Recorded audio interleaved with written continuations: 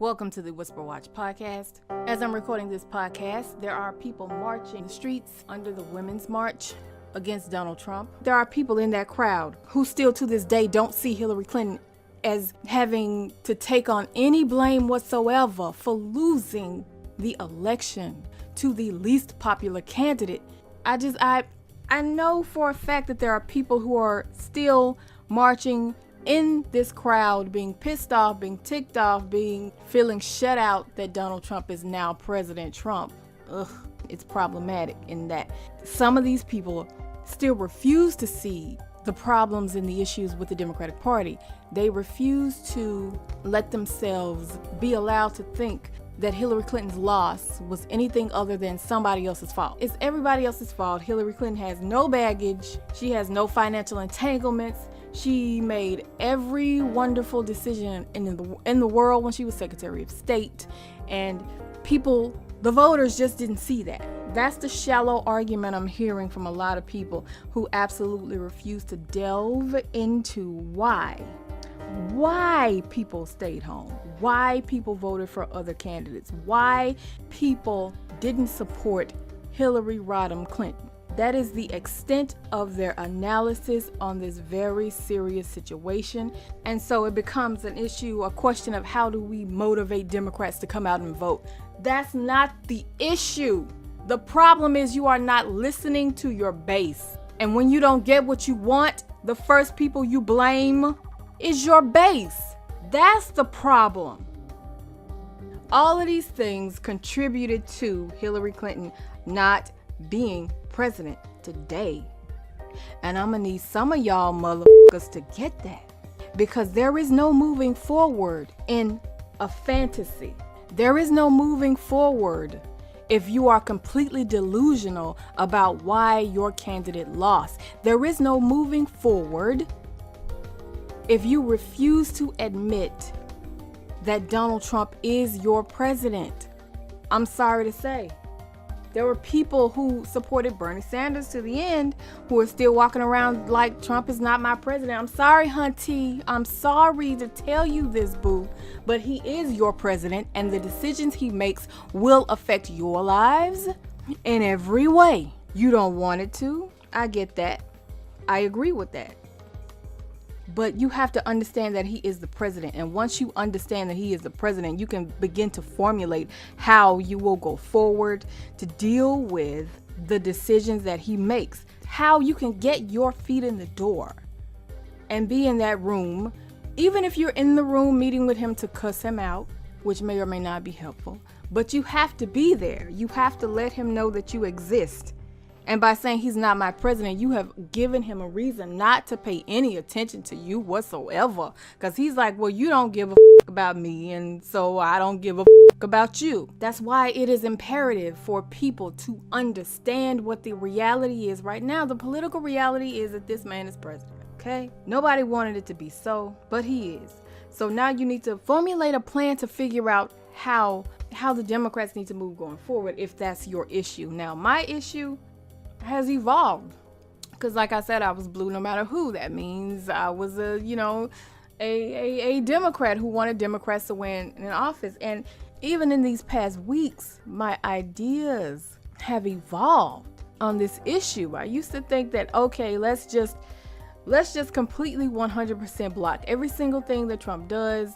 He blinks, say nay, don't support nothing. And maybe the Democrats will be able to get some type of power in order to move forward with their ideas. That used to be my view. Go back and listen to a previous podcast I made about this. I was like, y'all don't have any power to protect me.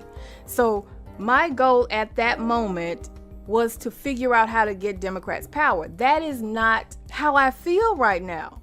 My goal is not to get y'all motherfuckers power. My goal is to figure out how I am going to live and prosper under a President Trump. How my family is going to live and prosper under a President Trump. That is my goal right now. So whereas I used to feel like I need to figure out how to get Democrats power because they're going to look out for me, I don't feel that way anymore, because y'all are off the rails. You have proven to me time and time again that you don't have my best interests at heart. So I don't need to be thinking about you first. I don't need to be figuring out how to put you back in power first. I need to be figuring out how to put money in my pocket first, how to protect my family first, how to prosper, like I said, how to prosper even under a President Trump. That is my goal. At this point, until y'all get y'all fucking heads back on top of your bodies and out of your asses, I cannot put you first because you are completely delusional. You are off the rails. You are Russia, Russia, Russia. You see a Russian under every bed and in every closet waiting to jump out and scare the fuck out of you. Until you regain your sanity, I cannot put you regaining power as a Democratic Party. I cannot put that as a priority over me figuring out how to prosper even under President Trump. That's my goal. I don't understand how you didn't see this coming. You may not have saw Donald J. Trump as president of the United States, but you should have at least saw that she was in serious trouble. And if there weren't significant changes made, then Donald Trump as president was a real significant possibility. So all of this goes into how I am processing today's events with people marching out in the streets and talking about women's rights and LGBT rights and Planned Parenthood. And y'all are all over the place. Y'all got 1,000 different causes to support and no succinct message. And maybe that's the way it's supposed to be. You know, not everything can be put into a little box with the label stamped on it and said, okay, this is the way it is, and this is, my bumper sticker or whatever. But the problem is you are being contrasted to somebody who can put down his issues in a very simplistic type of way. You are being contrasted to someone who can say something like build a wall, and people immediately understand that that's what you're pushing for. People automatically get when he says NAFTA is trash. There is something to being able to simplify what you are pushing for. Don't just be all willy-nilly out here in these streets talking about I'm for LGBT rights and Planned Parenthood rights and equal rights for women and fight for 15 and Black Lives Matter and all over the place. You all over the place. You are all over the place. You need to be laser-like in your focus against this man, because he has been laser-like in his focus against y'all. Have an agenda. Take your priority and break it down 1, 2, 3, 4, 5, 6, 7. The way this fool has done it. Condense it. Have like a laser-like focus on these things. But I understand that y'all can't do that because a lot of these people are out in the middle of the street still acting like somebody stole something from them. And that's what I refuse to accept. Nobody stole this election from you. Putin then snatched your vote. You are not a victim in this. I see a bunch of people losing their minds and trying to figure out why Santa then didn't leave them the red bike that they were expecting this Christmas. Like, I don't. As childish as you assume Bernie Sanders supporters were being this summer, that is how childish some of y'all are acting right now. You didn't get what you want, and that's why you're angry. You're operating on fear. You were sold a narrative that turned out to be fiction, and that's why you're angry. But if you don't fit the description of what I'm saying, then I'm not talking to you directly. So don't take this as a personal affront. Get out of your feelings and listen to the point I'm making. For us to move forward in this country, I'm not going to even say as a party. For us to move forward in this country under a President Trump, we have to deal with reality. We have to figure out what the reality is without any interference from third parties like the corporate media, who are content to lay blame on everybody but themselves. If you want to ask me who was most responsible for making Donald Trump a viable candidate, I would put my finger towards the corporate media. They gave this man an endless amount of time to make the case to the American people, to lie to them, if that's how you want to view it, to lie to them about all types of things. But the problem is, on the other end, with the Democrats, you didn't have anybody other than Bernie Sanders speaking directly to people who felt disenfranchised, speaking directly to people who felt like their lives were trash and getting worse, and the Democrats refused to acknowledge it. They looked at numbers on a paper and said, the numbers are fine, I don't know why you're complaining. Meanwhile, their lives are getting worse. Their neighborhoods are going down, down, down. There are more foreclosed properties and abandoned houses popping up around them in their areas. Richer areas are being built up. Money is going out from their neighborhoods. Rich people are coming into their cities to work. They take that money and go back out to the suburbs or back out to surrounding cities and spend that money. So their area is getting poorer and poorer. And when they point that out, they're met with, the numbers are fine, I don't know what you're complaining about. The unemployment rate is 4.9, 4.8, whatever. I don't know what you're complaining about. And all of that contributed to why Donald J. Trump is president right now. And I'll say it again, he is your president. He has the power of the state at his disposal. You need to understand what your reality is first, and then you can formulate a plan going forward. If you can't figure out what to do, then that's one thing. But if you refuse to accept reality, that's another thing altogether. You will always be exactly where you are.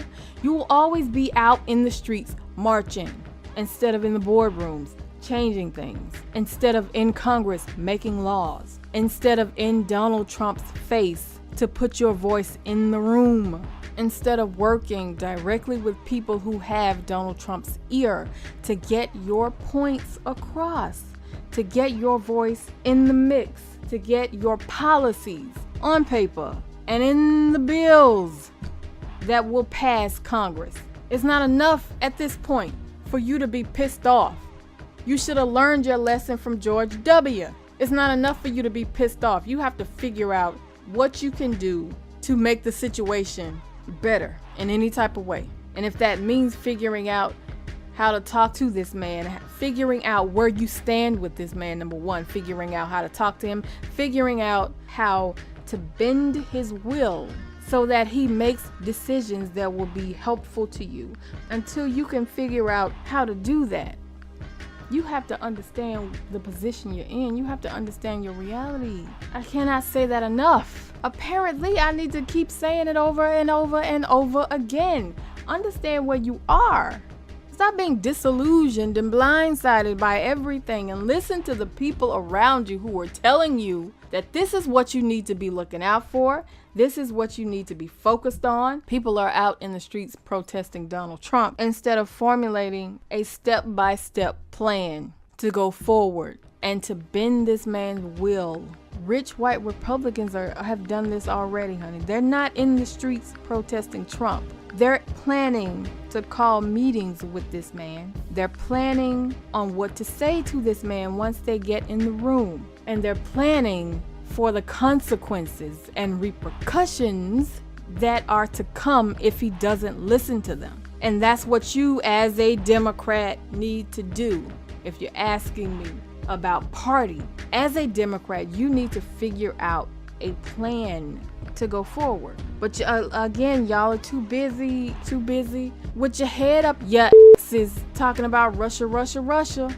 The more time you spend on Russia, Russia, Russia, the less time you're spending on formulating a plan of going forward. These rich people, these well-connected millionaires and billionaires, these Wall Street people, these tech people, all of these people who are meeting with Trump and have met with Trump already have their agenda set. They already have their agenda set. And they're not saying Trump is not my president. They're saying, okay, you have this power. Now I need to figure out how to get you to use this power to benefit me. And that's all you need to do.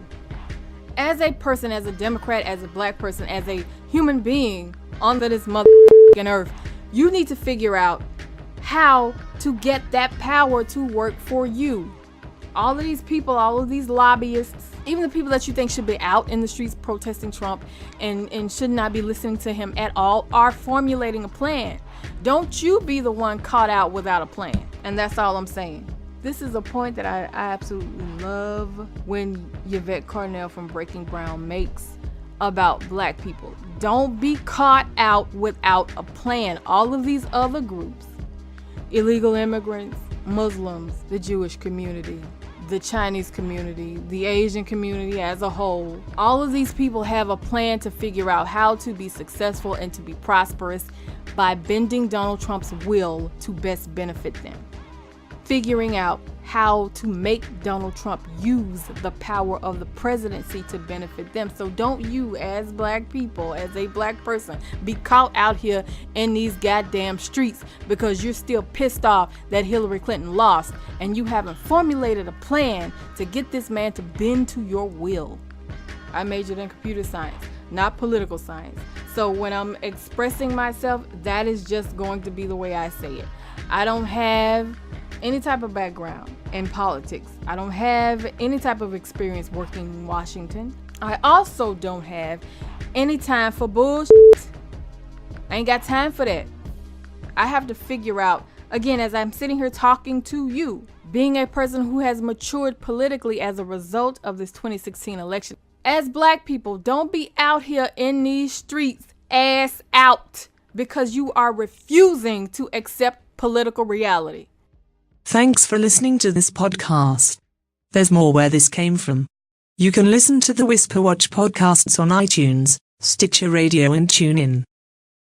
You can also subscribe to WhisperWatch on YouTube.com, if that's more convenient for you. Don't forget to share our podcasts with your online communities. It's free and only takes a few seconds. Whisper will talk to you again soon. Thanks for listening.